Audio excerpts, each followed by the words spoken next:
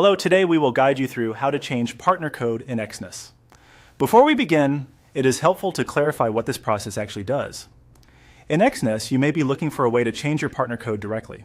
However, based on the available options shown here, the partner code itself cannot be changed manually from the dashboard.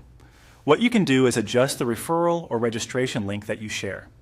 This is useful if you want to use a different link format for promotions or tracking. Start by going to your Exness personal area. This is the main account dashboard where you manage your trading and account-related settings.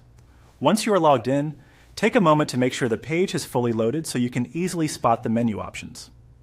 Next, look toward the lower left area of the screen and click on the option labeled Refer Traders, Earn Commission. This will take you into the Partner or Referral section, where Exness provides tools related to inviting new users and earning commission through referrals. After that, click on Read More. This usually opens more detailed information about the referral program and gives you access to the next part of the partner setup. If a pop-up appears, simply follow the prompt shown on the screen. From there, click on the link labeled Here. This action redirects you to the Exness Affiliates dashboard. This is the area where referral tools, promotional materials, and registration links are managed. If the page takes a few seconds to load, that is completely normal.